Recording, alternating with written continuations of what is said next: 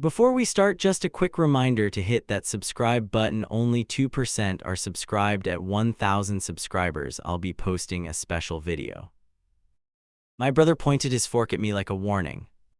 You really like sponging off people, huh? Every muscle in my body froze at the same time. Across the table, Jake stopped cutting his chicken mid-slice. My parents watched my brother like this was completely normal. My name is Lily, and I hosted that dinner. I was 24 and way too proud that night. I thought I had planned a calm evening for everyone. Instead, I ended up watching my whole life tilt sideways. I still feel that first fork point when I remember it. I laughed a little so the air might loosen around us. Okay, that is a harsh review, honestly. My voice sounded thin and almost playful, and I hated it. I poked at my food and waited for anyone to jump in.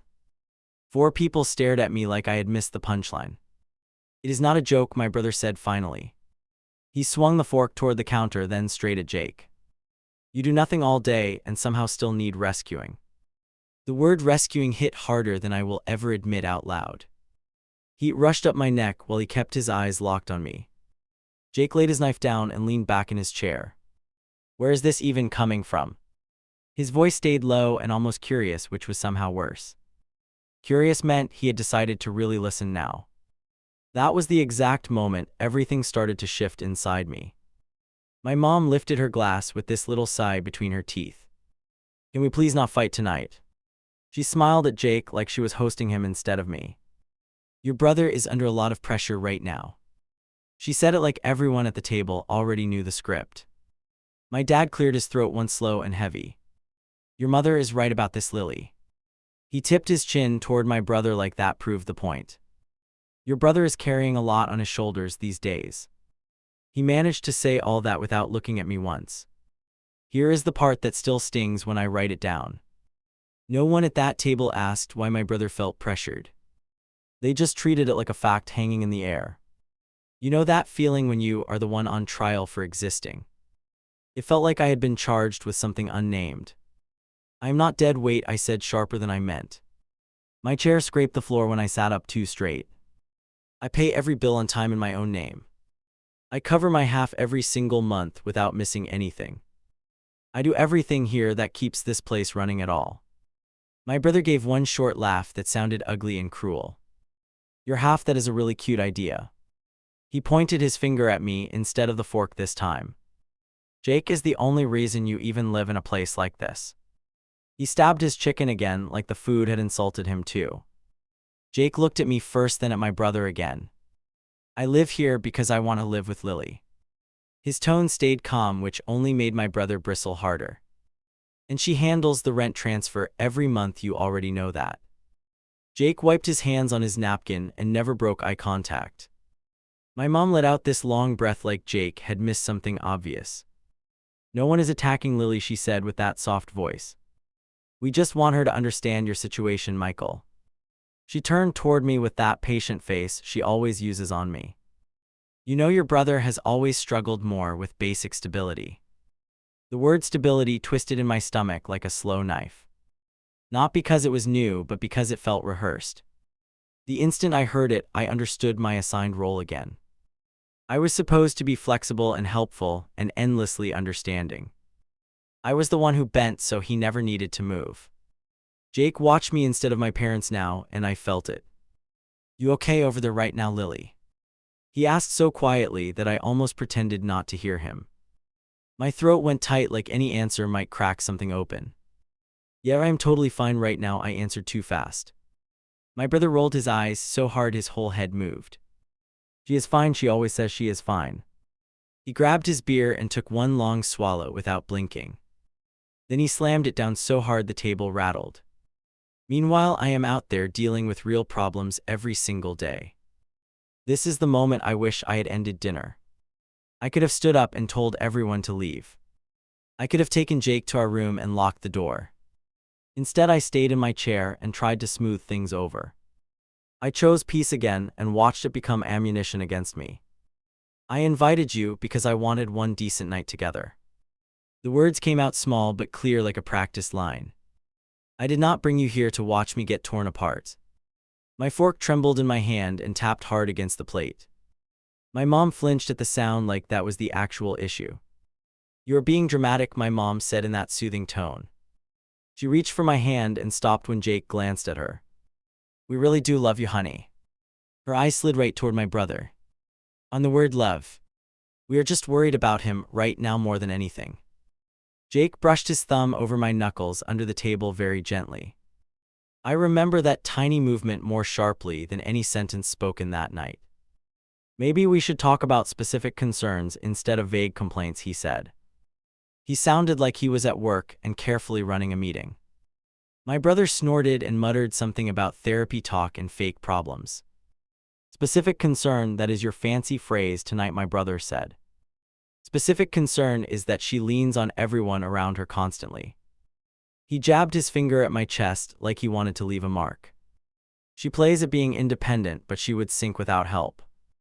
Independent sounded like a challenge more than any kind of compliment. Back then I heard that word like a joke they never believed. Right now I hear it as a line drawn across the table. They had already written my character before I could open my mouth. I did not know it yet, but Jake was about to rewrite that script.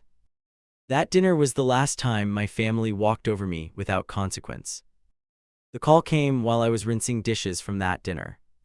My phone flashed my mom's name again and again until it buzzed hot in my hand. When I picked up, my dad's voice was already on speaker and in motion. "Your brother needs somewhere to stay." I did not know yet that those 5 words would bulldoze my boundaries. I leaned on the counter and asked what happened, my thumb pressing a wet circle into my shirt. My mom jumped in so fast it felt rehearsed. "His landlord is impossible, they never liked him, they ganged up." My dad chimed in that the place was toxic and full of petty people. By the time they finished talking, my brother sounded like an innocent casualty of the world. I asked where he was right then and heard a muffled curse behind them. "He is in the car," my mom answered, her voice oddly cheerful. "We are driving around trying to figure out next steps." There was this little pause where everyone knew what they wanted from me. No one said it directly, but the word apartment hovered between us. "So what exactly are you asking?" I heard my own tone go polite and distant like I was at work. My dad cleared his throat and gave this long sigh into the phone. "Well, it is just for a short period while he gets back on his feet." My mom followed right away and added that family sticks together in hard moments. A short period. Those 2 soft words slid right under my skin and stayed there. My mom promised extra help with groceries, my dad promised they would make sure he pulled his weight. In the background, my brother muttered that he would not be anyone's burden. I knew every person in that car believed I owed them a yes. I glanced toward the hallway where Jake worked in our small office. He had no idea they were planning our surprise roommate. I could have stalled and told them I needed to talk with him first. Instead, the guilt moved faster than my actual common sense. "Okay, he can stay here for a bit," I heard myself say. The relief on the other end hit me like a wave through the speaker. My mom called me an angel, my dad said he knew I would understand. My brother yelled thanks in this half-joking way like he had won a prize.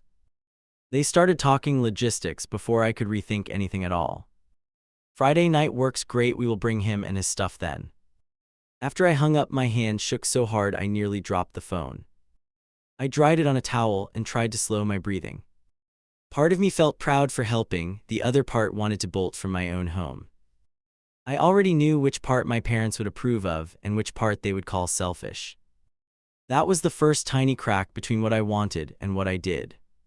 Jake stepped out from the office door with his laptop tucked under his arm. "You have that face again." He set the laptop on the counter and studied me like he was reading a warning label. "What did they ask for this time?" His shoulders were already tight and he had not even heard the plan. I told him in one quick rush before I could lose nerve. "My brother got kicked out of his place, they are driving around with him. They say it is temporary and they will help cover things." The words sounded thin as soon as I spoke them out loud. Jake's jaw flexed and relaxed like he was choosing every next sentence carefully. He opened the fridge, closed it again, then finally looked at me. "So they offered our home without even checking with us." There was no anger in his tone, just this flat disbelief that stung worse. I tried to explain that they had asked, technically, even if it was loaded. Do you actually want him living here, or are you just afraid to say no? That question hit harder than any insult from my brother. I honestly did not know the answer yet.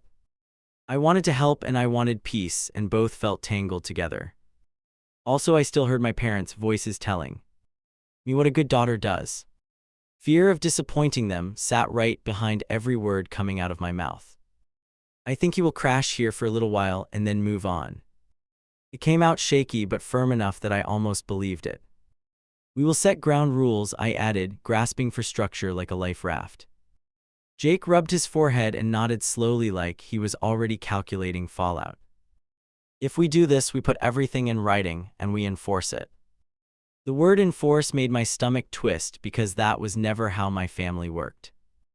They preferred favors and guilt over clear lines and consequences. Jake started listing basics like rent, share, and cleaning and privacy. I kept nodding because every point sounded rational and grown up. Meanwhile, a small voice in my head whispered that my parents would see it as hostility. I texted my mom that evening with the rules Jake and I had drafted. She responded with a string of hearts and a promise that my brother would respect the arrangement. He knows he has to be responsible now, she wrote. You do not need to worry. I stared at that last sentence for a long time because worry was all I felt. Somewhere inside, I knew those rules were going to get tested fast. Friday landed sooner than I expected. That whole week felt like one long inhale. I kept glancing at our living room, trying to imagine another person there. Jake picked up extra shifts so the budget could handle surprises if things went sideways. I tried not to resent that even this favor from me cost him more work. The guilt mixed with irritation until I could not tell them apart anymore. When my parents finally pulled into the parking lot, Jake watched from the window. You ready for this? His hand brushed my back and stayed there for a heartbeat. No, but open the door anyway, I answered, my pulse hammering in my ears. I already knew there was no going back without looking like the villain. My brother hopped out of the car like he was arriving at a hotel. He whistled once while stretching his arms and looking up at our building. Nice spot you two scored, guess I moved up in the world. He popped the trunk before anyone could react. My parents rushed to grab things like they were helping with a charity project. Seeing all his stuff piled there made the whole thing suddenly real. Suitcases, boxes, random gear tossed together in a chaotic tower. Jake stepped forward and took one box without comment. I forced a smile and grabbed the heaviest bag so no one could accuse me of hesitation. Inside my chest, every step up those stairs sounded like a countdown. Once everything cluttered the living room, my mom did a quick emotional performance. Look at you two opening your home like this. She hugged me tight and smelled like her usual perfume and long car ride. My dad clapped Jake on the shoulder and repeated that it was just for a bit. They kept using that phrase as if saying it often enough would make it true. My brother dropped onto our couch and tossed his cap on the coffee table. So where am I staying, captain of the ship? He looked straight at me, not at Jake, like only my answer counted. I remembered the rules, the ones I had promised Jake I would enforce. For a second my throat locked and no sound came out at all. You get the small room by the hallway, I finally managed. Rent is due on the 1st. His expression flickered at the word rent before smoothing into a casual grin. While going straight to business, you have changed. He laughed and reached for his phone like the conversation bored him already. Behind him, I noticed Jake watching me to see whether I would hold that line. My mom brushed off the tension with a light comment about everyone adjusting. He just got here, give him a minute to settle in. She promised again they would back us up if any issues came up. We all knew they rarely followed through on that kind of support. Still, I nodded because arguing in front of Jake would only make everything louder. When my parents finally left, the apartment shifted into a new shape. The door clicked behind them and the silence felt crowded instead of peaceful. My brother turned the television on like he had always lived there. Jake leaned against the kitchen counter and watched the back of his head. I could feel the distance grow between the two men and I stood stuck in the middle. Jake waited until a commercial break and lowered his voice. This is your last chance to change the deal before anything really starts. He was not threatening me, he was offering an escape hatch I had built myself. I looked from him to my brother sprawled on the cushions. Then I heard my parents in my head again and chose the path that pleased them. No, we can handle this, I answered, forcing my shoulders to loosen. I told you it is temporary, it will be fine. The instant the word left my mouth, I wanted to snatch it back. Jake's eyes darkened just a little like he had seen this movie before. That was the night he started planning a way to prove exactly how wrong my family was. On the first of the month, his share never showed up. I refreshed my banking app 3 times like that might change anything. Jake leaned on the counter and watched my thumb move against the screen. You already know the answer, he murmured, his jaw tight. I still walked down the hall to ask my brother anyway. He lounged on the couch with that new gaming system blaring. My money is kind of tied up right now. He kept his eyes on the screen while he talked. I stared at the controller in his hands and wanted to laugh. Tied up in what exactly? He finally looked over with this lazy grin like we shared a joke. Relax, I will get you next time, he stretched his legs. Something hot climbed into my chest and settled there. Rent is not a casual promise, it is a deadline. Jake stood in the doorway now, arms folded, waiting to see my move. I told my brother we needed his part by that night. He tossed his head back and groaned like I had ruined his weekend. You know, I am regrouping right now, you two are comfortable. He turned the volume higher like that closed the topic. Jake reached out and lowered it with one thumb without asking. The air went sharp when those two looked at each other. You live here too, Jake said, your share keeps this place stable. My brother's mouth twisted at the word share like it tasted bad. Do you seriously need cash that badly from your own family? There it was, the guilt card played like always. That night my parents called before I even reached for my phone. Your brother mentioned there was tension about money. My mom's voice had that wounded tone like someone had wronged a child. He is trying so hard right now, you know his situation. I bit the inside of my cheek so I did not scream. I told her about the new console, careful and calm. There was a brief quiet on the line, then my dad cut in. Young men make dumb purchases sometimes, what matters is long-term progress. He said it like he was quoting a handbook on patience. Not one of them asked how our budget looked with Jake picking up extra. Jake watched me while I paced the kitchen during that call. You are making him feel unwelcome, my mom added, it is just 1 month. Just 1 month. I had heard that phrase before, long before he moved in with us. I agreed to cover this time and heard Jake sigh behind me. After that, small lines started smudging everywhere. Plates stacked in the sink until I caved and scrubbed them. Shoes scattered in the hallway, no matter how often I nudged them aside. Our grocery bill crept up while my brother joked about his appetite. Every small thing on its own felt petty to mention, together they dragged me under. Jake would catch me scrubbing at midnight with my shoulders hunched. Hey, leave it, he would switch off the water. He would look toward the closed door of my brother's room. Then back at me with this tired disbelief that hurt more than anger. You are bending yourself into knots so he can stay relaxed. I kept defending my brother even when I was not convinced. He just needs some structure, he will adjust. Each time I said that, Jake's eyebrows climbed a little higher. How many chances count as some in your head? I did not have a number, only a habit of giving one more.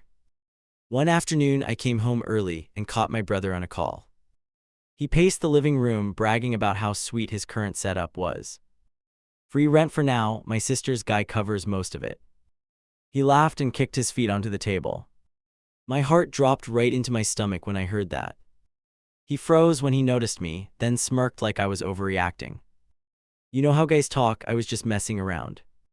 My hands shook so badly I had to grip the back of a chair. That is not how joking works, that is how freeloading works. He rolled his eyes and threw in that I was uptight as usual. I went straight to the bedroom and shut the door behind me. Jake paused his laptop as soon as he saw my face. What happened now? I repeated the phrase free rent and watched his expression darken. He quietly reached for a notebook he kept on his nightstand. He wrote numbers while I paced, muttering under my breath. This is what I cover, he tapped the page once. This is what you pay from your account. He added a third column with my brother's promised part sitting at 0.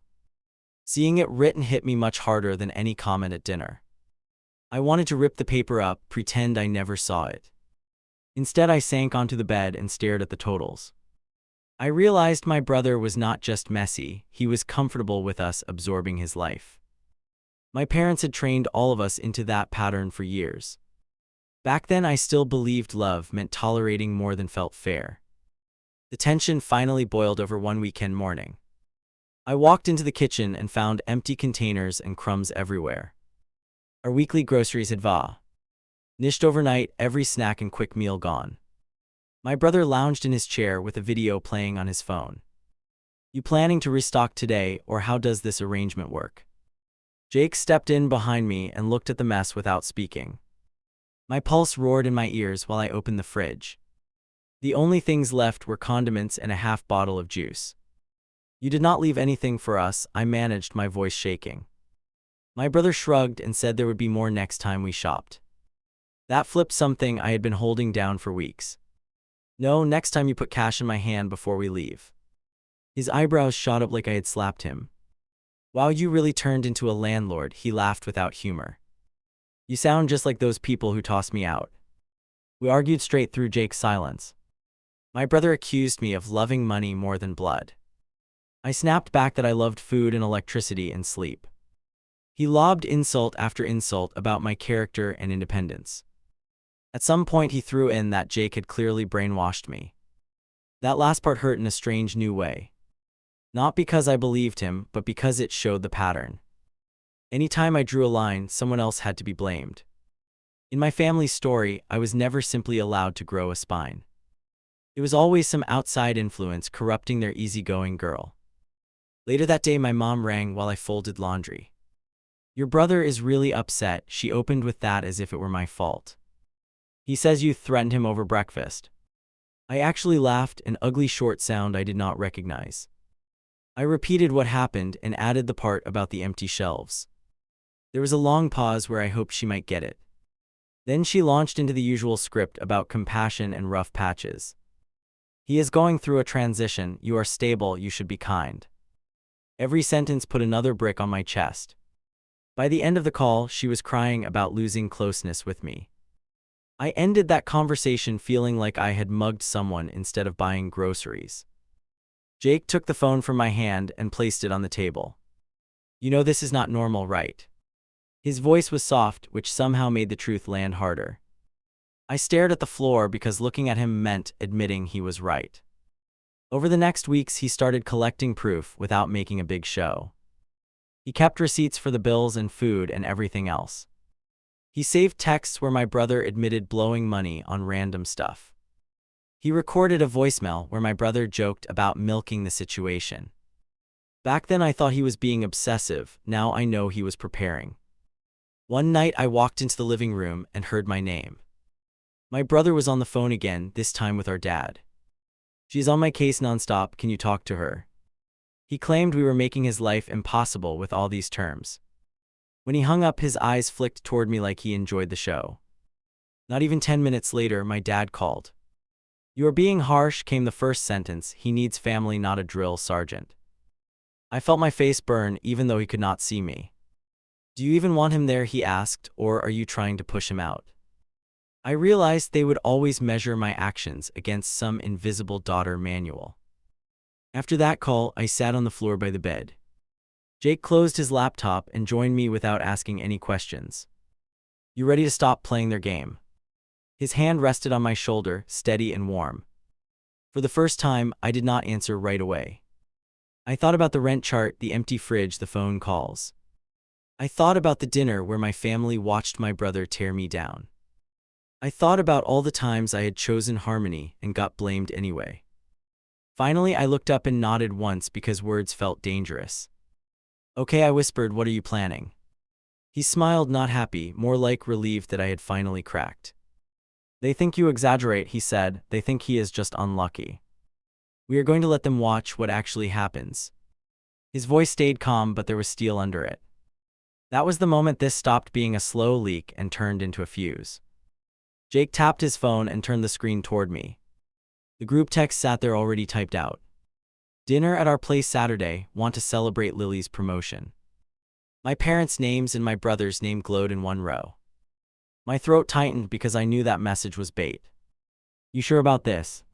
His voice was steady, but his eyes checked my face. I stared at the text like I could erase the whole situation with one blink. If we cancel, nothing changes, he added, fingers hovering over send. I nodded once even though my stomach flipped hard and watched him send it. Replies popped up within minutes like they had been waiting. My mom sent a string of excited messages and extra exclamation marks.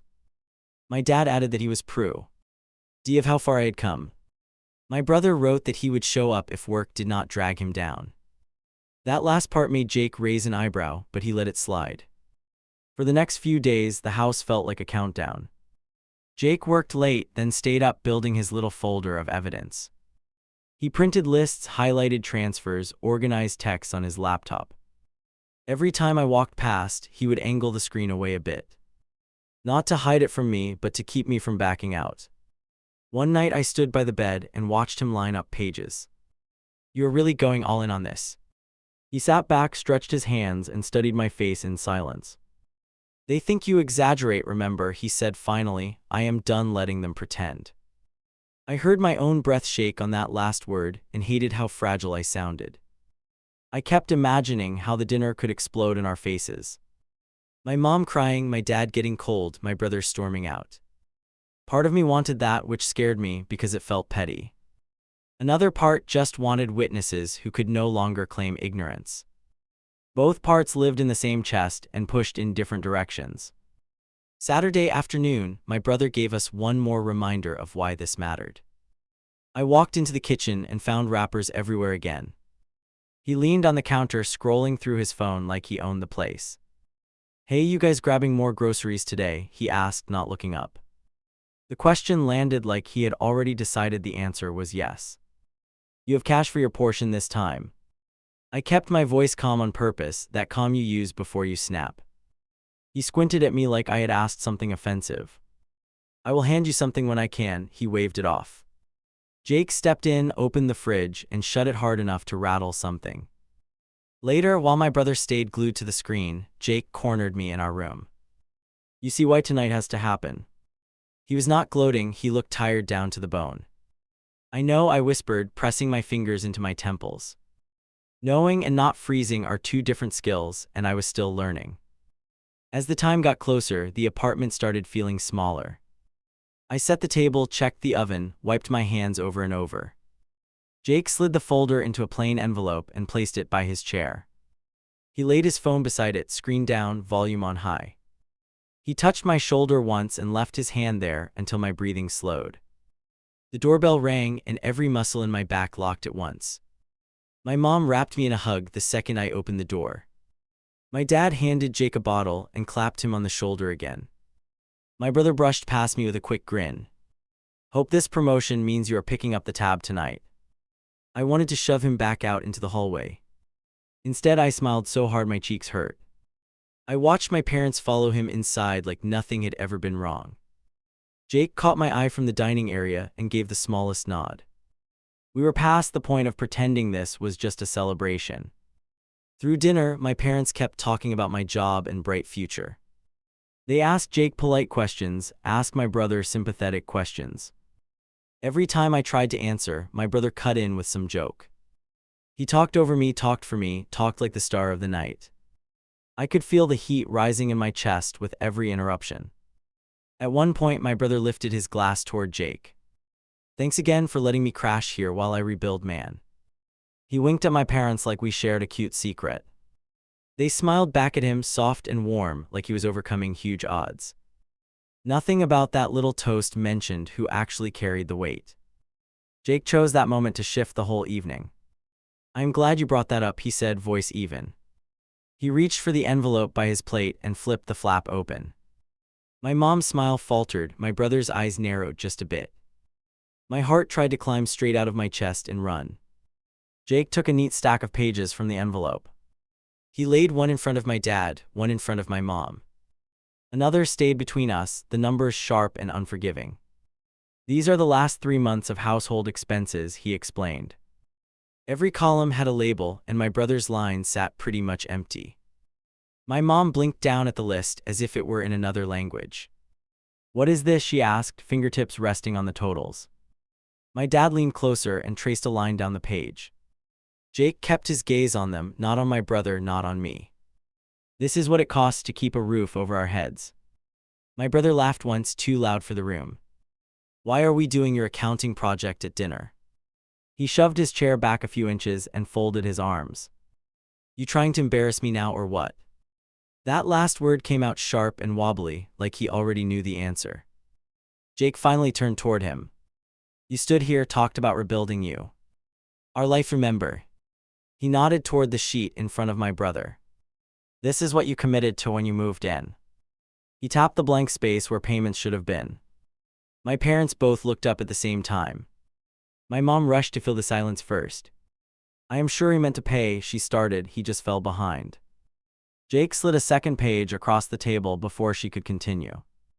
This one showed our balances dropping while new charges appeared. There was a line with our shared account, another with my card, another note. "These are the weeks we covered his share and groceries," Jake said. He pointed to specific dates, never raising his voice once. Then he clicked his phone and placed it in the center of the table. He pressed play on a recording I recognized but had never actually heard. My brother's voice filled the room, loud and clear, no room for spin. "Yeah, it is a sweet deal right now," he bragged. "I am crashing with my sister and her guy." The audio carried his easy tone, his little chuckle, his words about not rushing to contribute. He joked about us having it handled and him conserving his cash. Listening to it out loud made my skin crawl like I was hearing a stranger. When the clip ended, nobody moved. My mom stared at the phone like it had betrayed her personally. My dad's jaw clenched as he looked between the paper and my brother. My brother's face shifted from red to pale in a heartbeat. I sat there gripping my napkin, nails digging into the fabric. "You recorded me." He shot out of his chair so fast it scraped the floor. His eyes jumped from Jake to me like he could not decide who to blame harder. "That is messed up," he shouted. "That is beyond low." He stabbed a finger toward the phone as if he could burn it. Jake stayed seated, hands flat on the table. "You told my landlord our place was practically yours," he answered, "so I made sure we had backup." He was calm, almost quiet, which only made my brother louder. My brother turned to our parents, desperate. "Are you really going to let him ambush me like this?" My mom finally found her voice again and went straight for me. "Why did you let it get this far?" she demanded, eyes glossy. "You should have talked to us sooner instead of setting a trap." That word stabbed right through me because I knew she believed it. In her mind, my survival plan looked like betrayal, not self-defense. I laughed once, short and rough, because I had nothing else left. "I did talk to you," I reminded her, over and over. "You brushed me off every time." My dad opened his mouth, ready with another lecture, but Jake cut in. He turned toward them fully now, no more half glances. "You told her she was harsh," he said. "You told her he just needed understanding." Jake pointed again at the paper in front of them. "This is what your understanding costs us each month." His knuckles were white where they pressed against the wood. "We are not talking about one mistake or one bad week. We are talking about a pattern that you keep asking her to excuse." My brother paced behind his chair, breathing hard. "You are acting like I killed someone," he barked. "It is just money." He swept an arm toward the table, knocking a fork to the floor. "You guys are fine. You are not starving. You are not homeless." He tossed those words out like they erased everything written in ink. Something inside me snapped at that. Not a dramatic rage, more like a quiet click. I felt my shoulders straighten while the rest of me shook. I looked at my parents, not at my brother, and finally stopped pleading. "I am not okay," I said, "and I am done pretending I am." For once, they did not have a quick reply ready. My mom's mouth opened and closed twice before any sound came out. My dad looked smaller somehow, staring at the documents in front of him. Jake watched them both like he was waiting for a verdict in court. "You cannot say you did not know anymore," he said. He took a breath slow, then laid it out. "We cannot live like this," he announced, "not with him taking advantage and you backing it up." His voice did not rise, but the words landed heavy. You have a choice now, he continued. You can keep covering for him or you can support her. The room went still, every eye swinging between my face and my brother's. My brother slapped his palm on the table so hard the glasses jumped. You are actually making them choose right now. His voice cracked on the last word and it cut through me. He looked at our parents like a kid pointing at a bully. You are really okay with this stunt? My mom pushed her chair back a few inches and reached for him.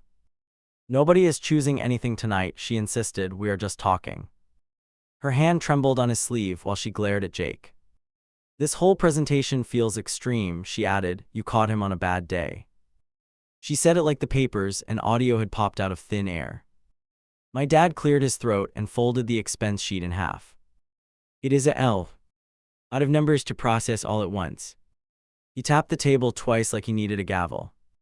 We can figure out a payment plan, he offered, something manageable. He still had not looked directly at me, which hurt more than the plan. Jake did not raise his voice, he just leaned in a little. This is not about some future plan that never happens. He pointed at the blank line where my brother's part should appear.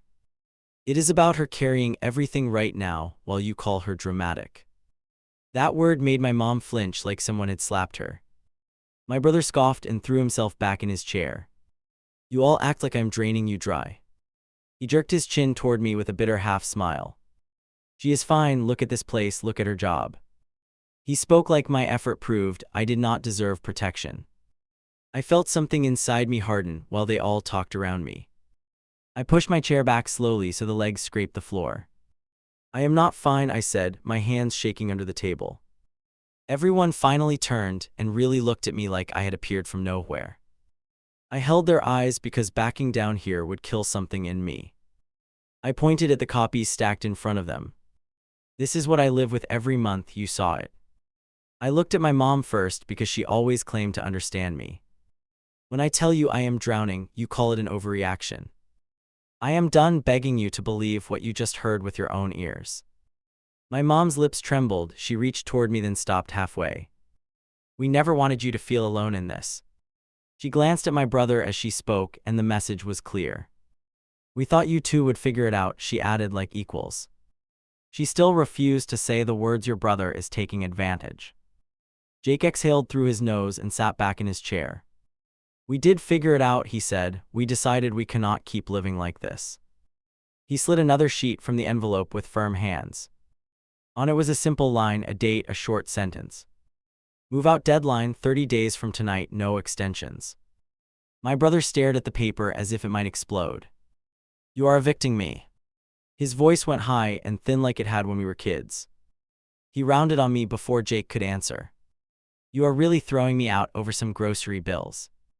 I swallowed hard because part of me still hated that word. I am not throwing you on the street, I answered. I am ending this arrangement. You have 4 weeks to sort yourself out somewhere else. I gripped the edge of my chair to stop my arms from shaking. For once, I did not cushion the message with excuses. My dad shot to his feet, his face red and stunned. This is not how family treats each other. He looked between me and Jake like we had joined an enemy camp. You owe us more respect than this after everything we did. He spit out the word "oh" like it had interest attached. That line almost pulled me back into old habits. Almost. I straightened my back and met his eyes anyway. I appreciate what you did when I was little, I told him, but I do not owe my adulthood to my brother. The silence that followed that sentence felt heavier than any shout. My mom started crying in that quiet way that always twisted my guilt. We raised you to help each other, she whispered, not to keep score. Jake let her finish, then tapped the receipts again. Keeping score is literally the only thing keeping us afloat. He looked at me and then back at them like he was drawing a map. My brother shoved his chair all the way back and stood. Do not worry, I will solve this, he snapped. I will find a place that is not full of control freaks. He grabbed his jacket and shoved his arms through the sleeves. You two can enjoy your little power trip together. He stalked toward the door, shoulders tight and fists clenched. My mom rushed after him and caught his arm. You are not walking out into the night angry like this. He shook her off with a rough motion and yanked the door open. Whatever, he muttered, I need air. The door slammed so hard the wall rattled. The three of us left at the table just stared at each other. My dad finally broke the stillness with a tired sigh. I cannot believe you set this up like some courtroom ambush. He gathered the printed pages into a messy stack. You have let that man poison you against your own blood. That line made my neck burn in a totally new way. Before they had called me dramatic, now they called me brainwashed. I glanced at Jake, ready to jump in and defend him. He held up one hand and shook his head once. Let them finish hanging themselves, his eyes seemed to say without words. I turned back to my parents and spoke slower than I felt. I made this decision, I told them. He supported me when you refused to hear me. My palms were damp against the table surface. You want to blame someone, blame me for finally protecting my own life. The moment I owned it out loud, something eased inside my chest. My mom wiped her face with the back of her hand. I do not even recognize you anymore. Her voice cracked on the last word and it stung, but not enough to undo me. Maybe that is the problem, I answered. You only recognize me when I am losing. That shut her up faster than any argument Jake could have thrown in. My dad straightened his shoulders like he had made a private decision. We are leaving, he announced. We need to talk to your brother and figure this out. He tucked the folded papers under his arm. We will speak later when everyone is calmer. The way he said later made it sound like a warning, not a promise. They walked to the door without another hug. My mom paused on the threshold and looked back once. You will regret this someday, she whispered, and I hope it is not too late then. Her eyes slid past Jake like he was an object in the room. Then they were gone, following the path my brother had taken minutes earlier. When the door clicked shut, my legs gave out. I sank onto the closest chair and pressed my face into my hands. My whole body shook as everything I had held in finally pushed through. Jake moved quietly around the table, then crouched beside me. His palm rested between my shoulder blades like a steady weight. You did it, he murmured, not with victory but with tired pride. I laughed and cried at the same time, the sound ugly and raw. I feel like I just burned my whole life down. He shook his head and squeezed my arm gently. You burned the parts they kept setting on top of you. That night we printed the move-out notice again and taped it to my brother's door. Short line, clear date, no extra explanation. I slid a second copy under the wood in case he ripped the first one. Jake locked the outer door and checked it twice before we went to bed. Neither of us slept much, every sound in the hallway made me jump. The next weeks were rough in a very steady way. My brother came and went at strange hours, slamming doors, slinging muttered insults. He used more supplies, did less cleaning, refused to hand over a single dollar. My parents sent long messages about forgiveness and patience and keeping unity. I answered each one with the same sentence, the deadline stays. The day before the date circled on the paper, he tried one last angle. He cornered me in the kitchen while Jake was out. You really going to throw me out tomorrow? His tone strangely flat. He leaned back against the counter and folded his arms tight. You can still tell him you changed your mind, you know that. Old reflexes screamed at me to cave. To say we could extend, work something out, give it more time. Instead I stepped back so I did not have to crane my neck up at him.